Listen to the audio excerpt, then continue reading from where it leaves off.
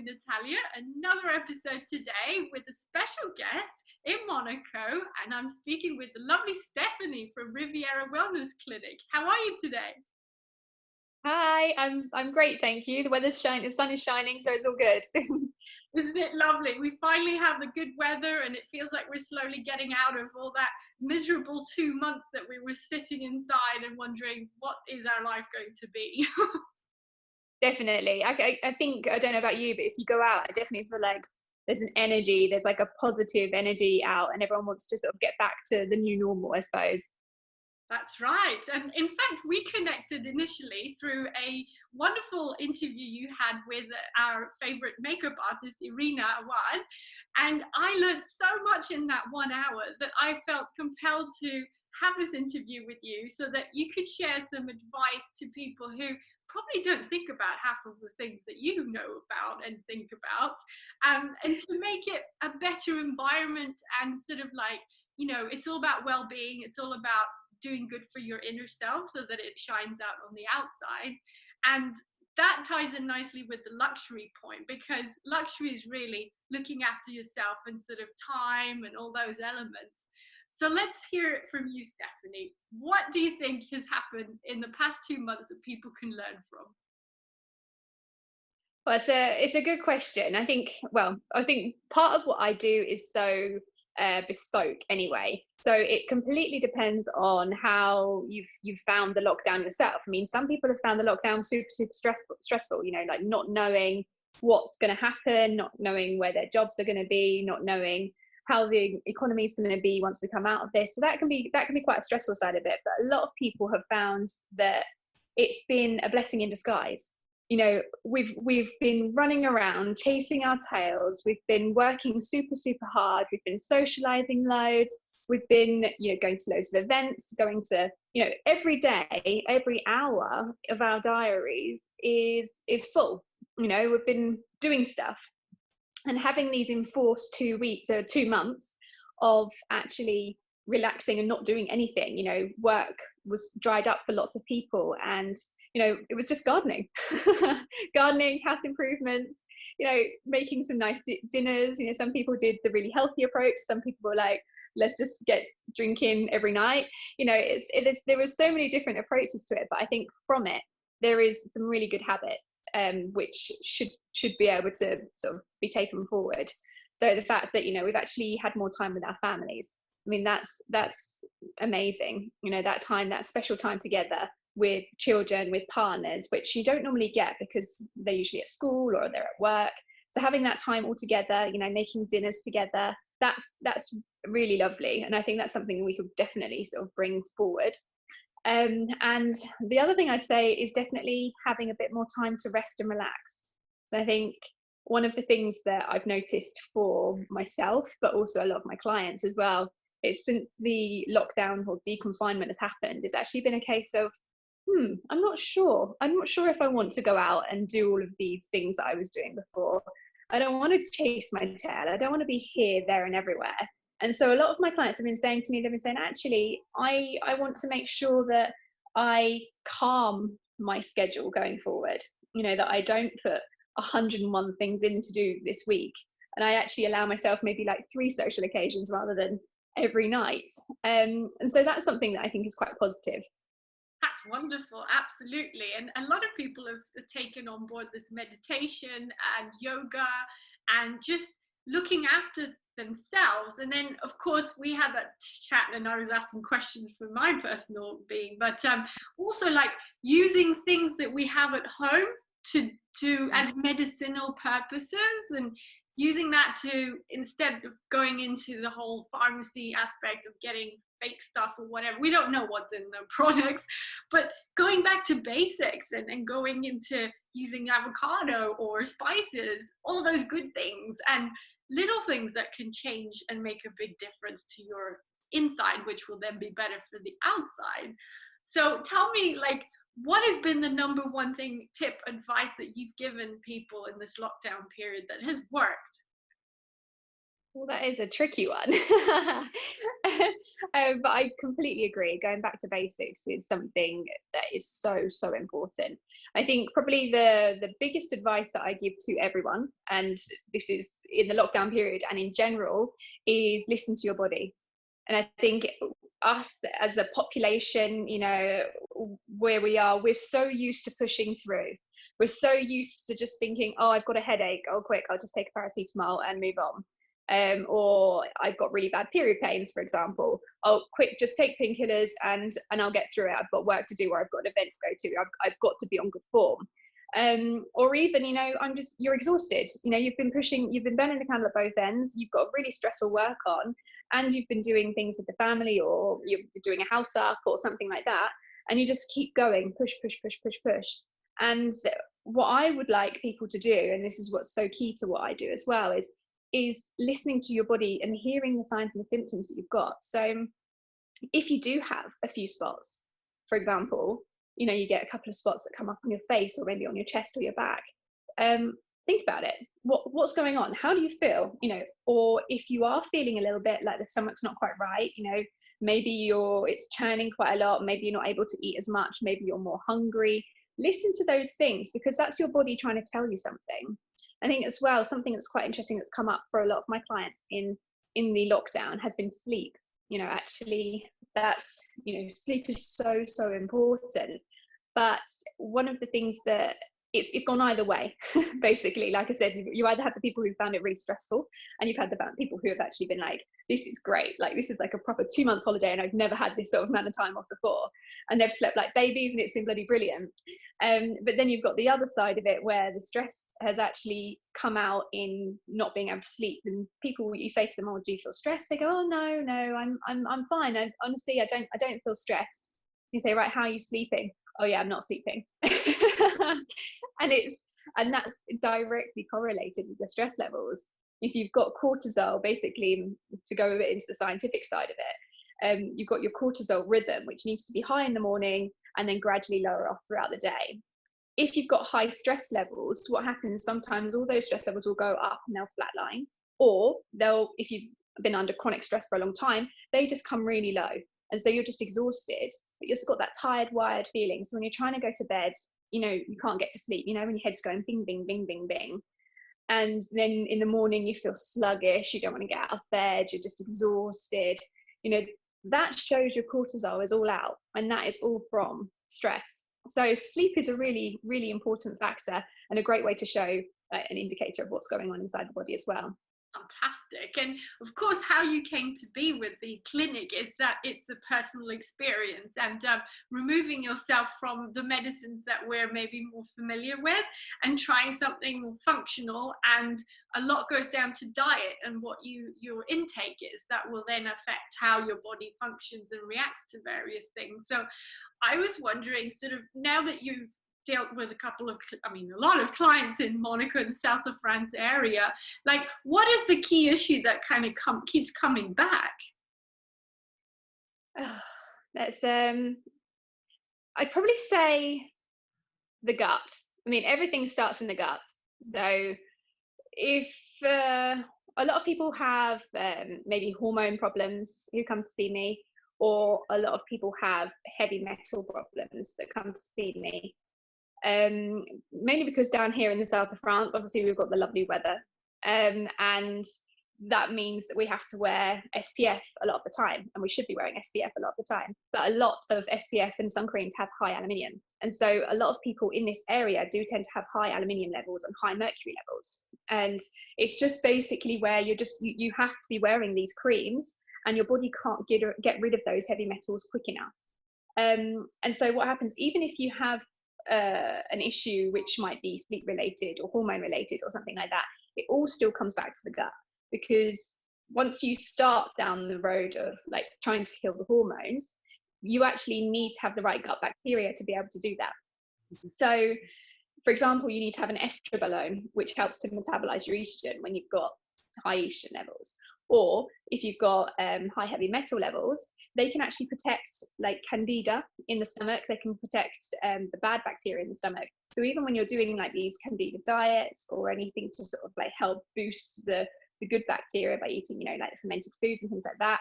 You've got a protective layer on the bad bacteria, which means that you're always going to have these issues until you get rid of the heavy metals. And so it does always come down to the gut, basically. If you can have a nice, healthy, happy gut, then everything else. I mean, obviously the immune system is in the gut as well. 70% of the immune system is in the gut. So that's super important, especially at the moment with COVID. So yeah, gut would probably be the main area. Yeah, I also read something that the virus, the COVID-19, actually has a lot to do with the intestinal area and the gut. And that kind of goes into what you're saying, because it's all about the flora and how you can fight diseases and whatnot. So it's not necessarily all up there or what you think are symptoms. It's actually happening behind the scenes and much deeper than normal, but than what we would think, rather normal. Yeah, definitely. I mean, we all think it's a lung problem, but a lot of people actually had digestive issues before it even they realised it came to the lung. So a lot of patients who were taken into hospitals, actually, they've now found that most of them had diarrhea or constipation or some sort of IBS issues before they realised they couldn't breathe and they had the coughing and the sort of lung issues. So yeah, I mean, it all starts in the gut. Starts and finishes there, to be honest with you. So it's very interesting. Definitely. But I mean, I think now is the perfect time if you're looking to improve your health. I mean, it couldn't be any better at this time. We've got no events, you know, everything's been cancelled for the whole of summer. We're still unsure when the restaurants are going to be opening. You know, everything's still on uncertain levels. And I just think it's the perfect time to look at yourself and check in with yourself and say, you know, how am I feeling? Have I been pushing through? Have I been ignoring these things for, you know, the last couple of months or the last couple of years? How am I actually doing? And just focus on that for a bit and see if you can do anything to make it better. Absolutely. And then you also have a fantastic service, and the tests that you do are recognized worldwide. So tell me a bit more about that. Okay, so we've got some of the most comprehensive tests in the world. We've got the Dutch test, which is a dried urine test for comprehensive hormone testing. That's why it's DUTCH, and it's incredible. So if you are experiencing problems with menopause, or you're worried about going into the menopause, or you're younger and you have really bad periods, you have awful pains, really bad PMS, anything that's hormone related, this test is incredible because you just get so much information from it.